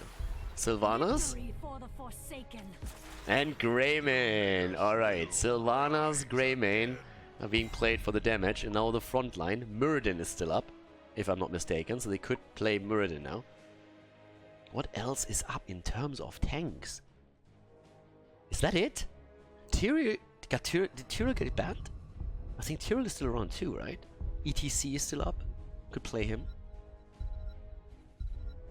Tyrael, ETC, Muradin, I think, are the biggest ones. Alright. Uther Malfurion. We're having Uther main tank being played. It only needed for all the other tanks to get banned out to see Europe copy North America. Uther main tank is coming in game number 4, everybody. Let's jump into Volskaya Foundry. Game number 4. Washed Out is 1 game behind. They're trying to force the 5th map, and they have decided to go into a double support comp with Uther also acting as the main tank here. We have Smex on Malfurion, Hazops on Falstad, Kronas for the blue team on Uther, Billy on Liming, and Monkey on Malthael. On the right side of the map, Team Russia with Stork on Johanna, Falenda on Sylvanas, Banabir on Greymane, Toxic on Blaze, and Kolya Martian on Anna. Alright. Time to shine. This is getting bananas, to say the least. Massive amount of heroes banned out by now. Let me actually real quickly think about how many. This is game number 4, that makes it 24. 35 heroes have been banned so far. Meaning, if we go into game number 5, we're going to eventually end up with 41 heroes banned out as the final heroes are being picked. So now, as we're having a bit of a pause, let's go real quickly over the lane setup. So first of all, Hazops actually in this case going on level 1 straight for the Seasoned Marksman. So playing around that. We're having the double support setup here with Uther going for Silver Touch on level 1. Now, if you have the double support, obviously, you kind of play Uther as the tank at the front line. It's something that the North American scene in North America's HGC series last year has occasionally played with and did have decent results with. Never really transitioned properly into the European meta though, but now that we're having this many tanks banned out, the teams are definitely going to dabble there a little bit. On Sylvanas, on the other hand, we have the Unfurling Shadows. There's a lot of potential in the late game to get good value out of this. And obviously, with Greymane in there, this is still a really powerful setup. But Greymane will have to fight against Uther with his stuns, and depends also a bit on how exactly Malthael is going to stack his level 10. That's going to be a really important one, because if he's going to be able to just reduce the cooldown significantly, there's definitely a lot of kill potential with the damage output and the lockdowns that they have. So they're playing it traditionally here. Both of the teams go immediately for their own turret before the teams are starting to look a little bit closer onto the healing beacon here and figure out, okay, do we want to make that play? Yes or no? We've seen a variation earlier where a team just ignored their turret and went instead straight for the healing beacon. But it looks like Washed Out is going to get this one pretty much for free. The power of the double supports in the early game, something that is definitely respected. And on top of that, we're just a little bit quicker with that rotation. There goes the attempt of Stork to get some value. Greymane is already starting to threaten Smexy here. Smexy, he had some games where, I mean, you could really feel sorry for him. So many games where people just jumped on him the entire time. Unstable Poison, also taken. Full dagger build so far. Hazops with the beacon still has to be careful. Hazops on Falstad is actually a very reminiscent play. This is something where Hazops, all the way back before HGC, he had some absolutely insane Falstad plays. I can still remember quite vividly how he played Falstad on Blackheart's Bay when that was still in the meta. When the map pool was pretty much at half what it is these days. And when we had Hazops with absolute insane Mighty Gust decide entire team fights in the favor of his team and help them to win series after series. Like, his Falstad play back then was absolutely stellar. You don't really see him too often these days on that hero, but it's still, it's a little bit of a walk down memory lane, to be honest with you. At least for people that can still remember that, I would assume. Prague in 2015, for example. Good times back then. 6 stacks so far on the Seasoned Marksman as we're heading into the first objective. Now that both of the teams are moving in for it. And yeah, let's see how the double support comp works out here. Trying to keep Billy alive and Hazo alive. Hazo actually still sitting up topside. Has of course the global that he can use to move in. Seems like he, for a moment, was waiting for Farlander to make the rotation down to see if he can maybe, well, not get a kill, but get the extra damage in. And he's making that play. At least threatening to make it. Those are also the 2 heroes that hold the item still. No one has really taken control over the checkpoint yet. We have also on level 4, again, the Charge Blast taken for Liming. No dominance here. Foster still fighting that one-on-one, and here comes the level 7 talent. A little bit faster, 4 Washed Out, by a big margin though. Oh, but they get the damage against Stork. Oh, and they get the kill too as Hazorbs lands the perfect hammerang. Straight to the nose. Yep, Johanna, she wasn't the beauty before, but now with that broken nose, she's not going to win any contests anytime soon. So now we're having down to the bottom right a big invade on the turret, trying to take the item away here. Obviously, with the lead they had in numbers on the board, that's the great play to make here. Steal it away from your opponent, make sure that they don't get anything, and still aim for the victory over the shrine just by simply running the items. Falset has already transitioned topside, so they're going to try and get a bit more value by getting the experience there, scoring another wave into the towers, and then Falset can fly down and help out down here. So yeah, with that, Smexy soaking the XP. Malfil is now coming in as well. A little bit ahead in experience now, thanks to that. The poke against Stalk, but obviously Anna is helping out as much as she can. Nice setup here, good damage coming through from Spot Billy on his Li Ming. Played great Li Ming already in the last game. Stalk gets body blocked actually by this and barely moves out. I mean, here's that, oh god, Barnabeer too, like both of them are really low. And they are actually starting to really get threatened here by the potential protector that will come into the game in just a few moments. They're tapping at the fountain again and thinking about re-engaging, but I don't think they can. And they decide against it too. Alright. They decide against it as well. We're already having in the mid lane another big poke against the tower here as well. And with a protector, you open the wall, you go topside. But I'm actually a little bit surprised how well this is working out for Washed Out so far, at least. I mean, right now, you're having 13 stacks for Falstad. Of course, the more that continues, the heavier those auto attacks are going to hit, especially the front line. Calamity on Li Ming. Uther has gone into the Holy Shock then later on. The Armor of Faith. Playing around the armor, hugely important for him, of course, if he is going to be in that role that he's currently taking here at that front line. They're the level 10 abilities. They get them early. Question is simply, can they capitalize on them? And can they get the kills here? They're already going for Stalk. They're thinking about it. And can he get the last rights in? Nah, not quite. That could have been a kill, to be honest. If he is able to follow him hit a little bit longer, he might be able to get that last rights connected and get the kill. But they're Toxic with the jet propulsion is able to prevent it from happening. This, on the other hand, is a different story. Getting with the first protector, not only the mid wall, but also getting the top, that's actually fantastic. Normally you're happy if you take the fountain, a bit of damage against the fort. But dropping the entire thing, that is god tier at this point. Smexy's going for the Twilight Dream. He's going for the silence there. They're already starting to chase Uther a little bit. Falset is still very, very happy about his stacking progress, sitting at 17. That isn't bad at all. It's a lot of waves soaked here throughout this entire thing. Item control, of course, another big, big play. And they're sitting topside for even more. The Boomerang on level 7 is normally just your standard to have the added wave clear. You kind of need that. Want to make sure that the bird can be useful when it's alone on lanes. But obviously now with the level 10 abilities, we're seeing at the same time also go for the throat, not the cursed bullet. There's nothing really to throw it onto. There's the Gust. They're trying to buy a little bit more time. They're able to. They're going to get the item. Well, they're not going to get the item.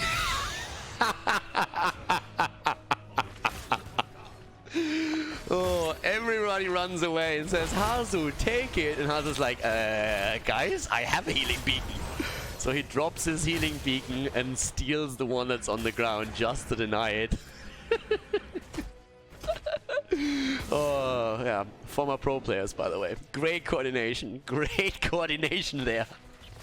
So, with the turret being dropped, they actually end up with a disadvantage after getting the beacon. They used tools for it. Granted, one of them was Li Ming. Hazu has his Gust back too. But still, that was actually too funny. You could literally tell that Hazu was sitting there like, He's like, guys, what are you doing? I have one. Oh, priceless. Absolutely priceless. But they denied it. They denied it to the opponent, right? So they were able to do that. Well, with that said, we have Monkey at the bot lane. 13 talent is in their hands. Ooh, Monkey, Monkey, Monkey. Yeah, that's a dead monkey right there. Is it? Yeah, yeah, yeah, definitely. Hazorbs was actually thinking about flying and gusting, but yeah. Well, at the same time, they're trying to make the play for Johanna. That is a bit ambitious, even with a gust to isolate her. But yeah, they should be able to walk away. With the double support, I don't think that's going to be a problem. And they baited out the... I mean, they at least baited out the turret. That isn't really bad. I mean, honestly, this is... What's the item count right now? We have one turret. I don't think that Smexy has anything anymore. No. So one turret against the turret. And a healing beacon. That's actually pretty decent. I mean, honestly, that's like an item advantage with a healing beacon. It's pretty solid. Inevitable end now. Taken on the side of Malthael. 13 talents on both sides. Dagger build continued for Sylvanas with the Cold Embrace now, sitting currently at 75 stacks. And they're going in again. They're going for Toxic. Toxic might have to drop the bunker, and yeah, super early bunker by him. I got baited out, and he's still dying. Yep, there's the first stack for Malthael. Great kill here. Good setup. Oh, nice. Billy on Liming. I gotta say, it is fun watching him there. Yes, he transitioned into tank, but you have to remember that Billy pretty much played everything in his Heroes of the Storm career. He was a support for a long time, he was a damage dealer as well, and then ended up being a main tank. But you can definitely tell where his roots are. Having that Liming pressure that he constantly executes here is really good. So they have the first stack for Malthael. It's also going to help them to execute that combo a little bit more often. And the game is going really well for them. This could actually be our first 5-mapper in today's tournament. Another beacon on the ground. This time maybe talk it through who wants to take it. 15 is there. Billy needs to be a bit careful. Blessed Shield. No follow-up, and the Divine Shield came already out. Wasn't even needed, to be honest with you. Could have played it without the Divine Shield. There was no follow-up there. Stork was hoping that the rest of the team would pounce onto Liming immediately, but they were busy down here. Couldn't really access it rightly. So it's just a trade and cooldowns. But Fawcett is still getting bot lane value. I mean, they won 16 now, and they're already prepping the bot lane too. It's about getting 16 at this point. And once you have that massive lead. Of course, you can take the fight already, but in an ideal world, you want to have the advantage. And that's why they're keeping the bird in the middle a little bit longer to get another wave and gets them even closer. Now they can't die on the other hand just now. Oh, Toxic with a quick bunker again. Last rights has not been used yet. He needs to be careful. There's a lot of heroes that are really low. There is another last rights in the making. Good gust into the corner. 16 talents are there. And, well, you can't use last rights if you're dead. So Malthael dying definitely set them back. Stork, on the other hand, is so low. And, oh my god! Oh, the double kill against Malfurion and Liming. And Stork is alive, and they won the Protector. Oh god, what just happened? First Monkey gets racked on Malthael before he can use the last rights because he goes into deep. Then they're trying to get the quick kill. Now we're having Uther about to be dropped and a staggered death too. It's unbelievable that Stork survived. I mean, call your Martian on Anna, kept him alive for so long. Kronos is still fighting back there. And he's actually walking away. He's actually getting away. Oh god. Alright, so he gets out. At least that. And basically Anna and Blaze are like, this is stupid. I don't want to chase that guy anymore. And they just walk away from it. They're like, this is dumb. But yeah, Halzops is still delivering experience for them, but it's still a pretty sick setup if you think about what happened there. That top fight went so bad for Washed Out, and it once again just shows that Team Russia is a team that is always finding an angle. They were gusted into a corner because Washed Out wanted to force a fight on level 16 talents and just said, guys, we're going to murder them right now. And the exact opposite of that happened. So now we're having 16 talents on both sides. We have pretty much even experience. We have, well, still an advantage when it comes to structures on the map. There's also the attempt to go for another advantage when it comes to items. There's just going to be a trade. They're going to invade down at the bottom. They're going to give them a healing beacon instead. But of course, Halzops is now also nearly done. He is done with the Seasoned Marksman. So that's going to help him. Gets the activatable. Can of course still stack. More power play down here. And one of the big advantages is still that they broke through the wall. But they haven't taken down the fountain yet. So they would like to do that too. Again, good. Billy just gets the damage out. Seriously, I mean, Billy is just dropping combo after combo. 41,000 damage currently on the side of Liming, and it is plenty. Yeah, well, Here comes the healing beacon, putting that out already. Okay, careful, careful. Kronos, and he survives. But guess who didn't? Johanna is down, and that's the last rights, and that's the kill right there. Malthael with a kill, 2 stacks secured, and that was their, well, I don't want to call it a comeback, but that was them again taking charge of the game. That's probably putting it the best way. They take charge of the game again as they get the 2 kills. They have a level lead right now. They can drop the fountain at the bottom of the map. Hazops is sitting at 44 stacks now. We have also 2 stacks on Malthael. Monkey got the second last rights through, so the cooldown reduction of 10% is already pretty significant here. And with a fort about to fall, the retreat point as the fight over the 3rd objective is approaching next is also eliminated. And on top of that too, we're gonna have level 20. We have a good chance to see a 5th game here, actually. I mean, they're playing without a tank right now. They're playing tank Uther at this point, but it's working extremely well for them. It's working really well. A lot of these fights, I mean, the fight at the top for the 2nd Protector was a bit of a different story. They got kind of murdered in this one, but I feel that was... I feel like oftentimes it's just like, you get ahead in talents, and you think, okay, we got this now, and then you get a bit over-eager, and Team Russia just doesn't care. And they see a weakness, they see one mistake, and they pounce on that, and then they just punish you. So if you get too confident because you have the talent advantage, they will definitely destroy you there. Nice checking the bushes. 120 stacks, by the way, on Sylvanas. Well, talking about Sylvanas, she's currently also sitting at 42,000 damage. Not quite the numbers that Sport Billy puts on the board, but it's still close. Control point gets announced, and level 20 is soon going to be there. Russia wants to fight, I mean, duh. Right now it's 16 versus 16. At this point you want to fight. You want to make sure that your opponent doesn't get 20 before that fight happens, but that is... yeah, it's pretty much guaranteed to happen. 2 more minions that get taken there. They're already setting up the trap, but I don't really think that at any point Washed Out is going to fall for this. That's not going to happen. They've been checking every bush the entire time. Whenever they were about to walk past one, I just don't see him making a mistake like this. And as I say it, Billy walks straight into it. Alright, Divine Shield is out, but it's again also a trade in cooldowns. There's 2 cooldowns coming out right there. Divine Shield was thrown, but also the Blessed Shield, and we've seen the Wailing Arrow. No kill, but Stork is isolated. Stork is isolated as the rest of the team push the top side and tries to go for the keep here. He was trying to anchor the play. They're still going for Maltha. Drop the ult! Drop the ult! Oh, and he goes down, but they get the kill.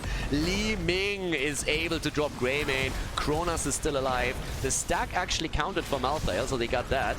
Now Toxic is still there. Bot lane. Not taken. 20 versus 20 now all of a sudden. Hazops works in the damage and then flies away. Yeah, this is getting a little bit monka. They have... ooh, Billy! Okay, tries to get Stalk here, but they can't quite. Fallen on the other hand. Wow, the damage output. Oh, Sylvanas is murdering. Nearly one-shotting Billy at this point. The bird is on the bot lane on the other hand. 6 kills against 5. That game is again just going nuts here. Falser is just saying, guys, I got this. He has Epic Mount. The fight at the top is still continuing. They're trying to suck him in again. Kronos already dropping the healing beacon.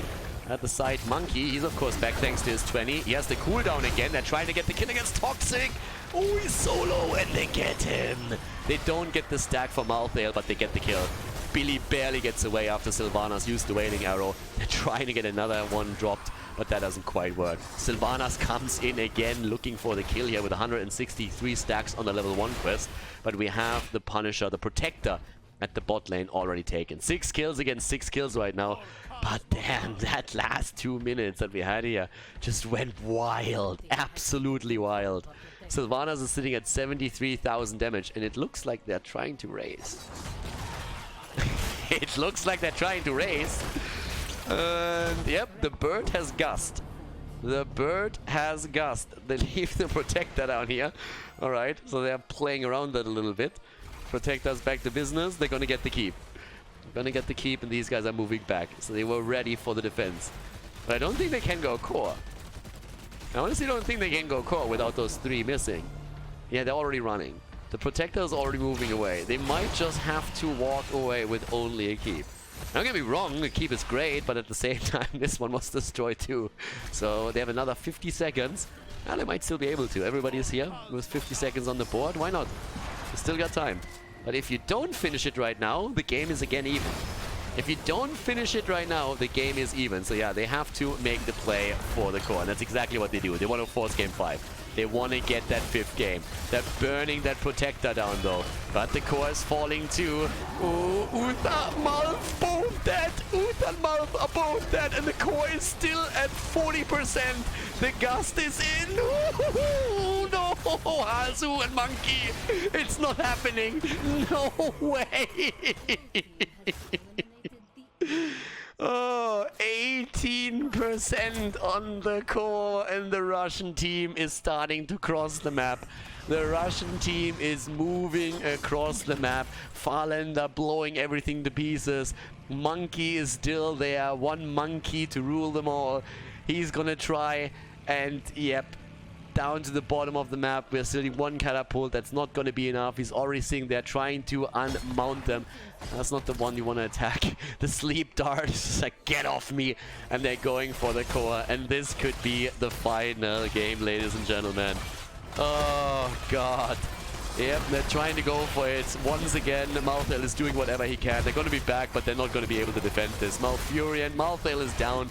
And this is game. Team Russia takes it and advances to the grand final as Washed Out drops into the lower bracket. GG and well played.